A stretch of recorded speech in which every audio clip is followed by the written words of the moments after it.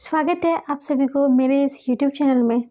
आज हम लोगों का टॉपिक है झारखंड की नदियाँ, जो कि बहुत ही इम्पॉर्टेंट टॉपिक है।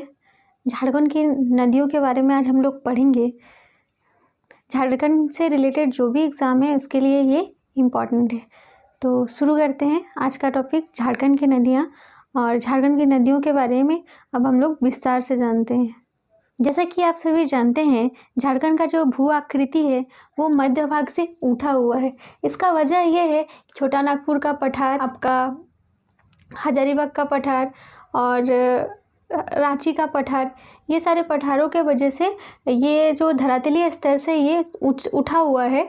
और मैक्सिमम चांसेस यही होता है कि ऊंचा जगह से नदी का फ्लो होता है।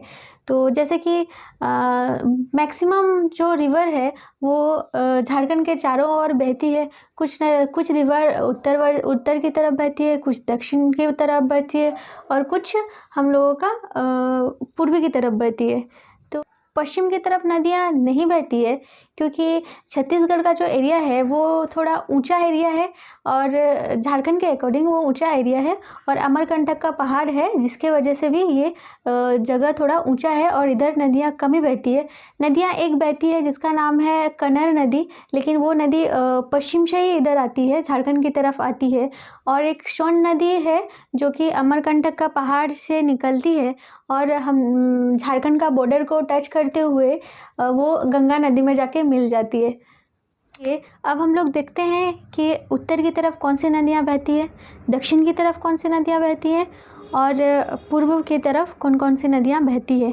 तो देखते हैं हम लोग उत्तर की तरफ कौन कौन सी नदियाँ बहती है। उत्तर की तरफ बहने वाले नदियों में से है उत्तरी कोयल, चानन, फल्गु और सकरी नदी। ये सारे नदियाँ उत्तर की तरफ बहती है, जिसको हम उत्तरवर्ती नदी कहते हैं।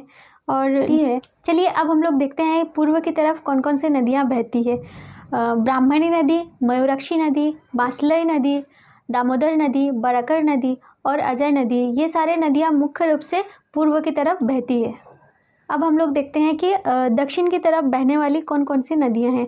तो दक्षिण की तरफ बहने वाली नदियों में से है दक्षिणी कोयल, शंख नदी, रोरो नदी और संजय नदी, जो कि चाईबासा में बहती है।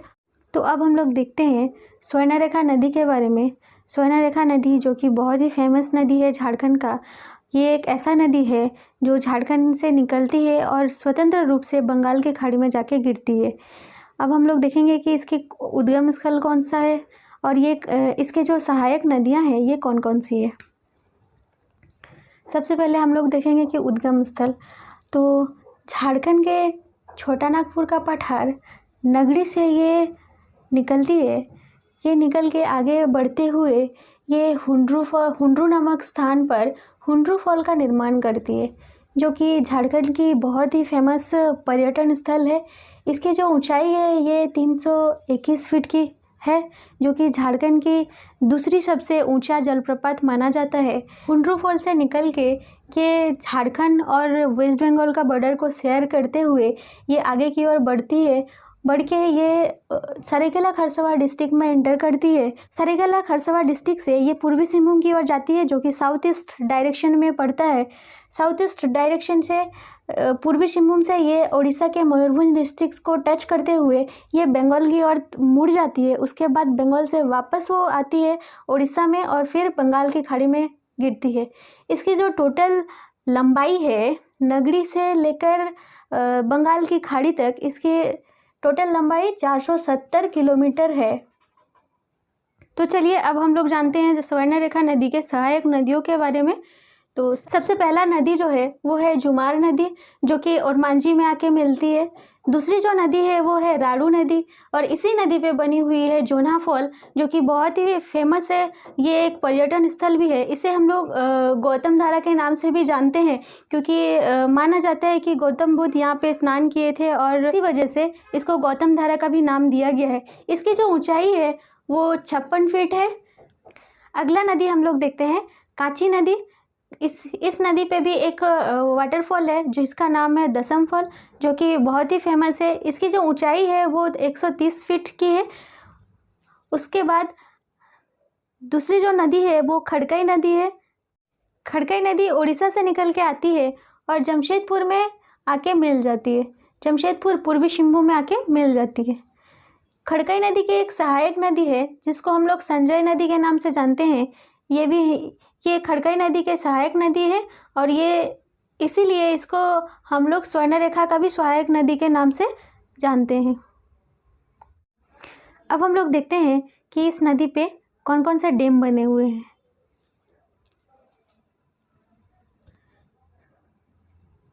सबसे पहला जो डैम है वो है धुरवा डैम, जो कि स्वर्णरेखा नदी के स्रोत से बने हुए हैं। दूसरी जो डैम है वो उसका नाम है रुक्का डैम। इसको हम लोग गैतलसूर डैम के नाम से भी जानते हैं। इससे विद्युत की भी उत्पत्ति होती है और सिंचाई व्यवस्था की भी ये काम में आ जाता है। दूसरी जो डैम है वो है चांडिल डैम, जो कि सरायकेला खरसावां डिस्ट्रिक्ट में पड़ता है। ये एक पर्यटन स्थल भी है और इसी डैम से विद्युत की भी उत्पत्ति होती है। साथ साथ कृषि के लिए इसमें बहुत सारे कैनल्स भी बनाए गए हैं जो कि बहुत ही ज़्यादा उपयोगी है। अगला जो डैम है वो है गालूडी डैम, जो कि पूर्वी सिंहभूम डिस्ट्रिक्ट में पड़ता है। तो कौन कौन से डैम हो गए हमारे यहाँ? सबसे पहला डैम हो गया धुरवा डैम, दूसरा हो गया रुक्का डैम या गैतलसूर डैम, तीसरा हो गया चांडिल डैम एंड चौथा हो गया गालूडी डैम, जिसको बैराज डैम के नाम से भी हम लोग जानते हैं। तो आज हम लोगों ने कवर किया स्वर्णरेखा नदी का उद्गम स्थल, उसके मुहाना, उसके कौन कौन से सहायक नदियां हैं और उस पर कौन कौन से डैम बने हुए हैं। ये सारी चीज़ें आज हम लोगों ने पढ़ा। स्वर्णरेखा नदी के बारे में हम लोग क्या क्या चीज़ें पढ़े? सबसे पहले हम लोग पढ़े स्वर्णरेखा नदी बहती कहाँ, किधर किधर से, कौन कौन सा डिस्ट्रिक्ट से होकर पड़ती है। तो कौन कौन सा डिस्ट्रिक्ट से होकर बहती है स्वर्णरेखा नदी? एक तो हो गया रांची, दूसरा सरायकेला खरसावां और तीसरा पूर्वी सिंहभूम। झारखंड में 3 ही डिस्ट्रिक्ट्स में ये बहती है। दूसरा हम लोग पढ़े इसमें कौन कौन से फॉल है। तो हुंड्रू फॉल बने हुए हैं इस नदी पे। इसके जो सहायक नदी है ये वो कौन कौन से है? तो सहायक नदी आपका हो गया जुमार, राड़ू, काची, खड़कई और संजय नदी। हम लोगों ने देखा सहायक नदियों में भी जो वाटरफॉल बने हुए हैं उसको भी हम लोगों ने देखा। तो राड़ू नदी में कौन सा वाटरफॉल बने हुए हैं? जोना फॉल। काची नदी में कौन सा वाटरफॉल है? दसम फॉल। ठीक है। अगला जो वीडियो होगा वो दामोदर नदी के बारे में होगा। धन्यवाद।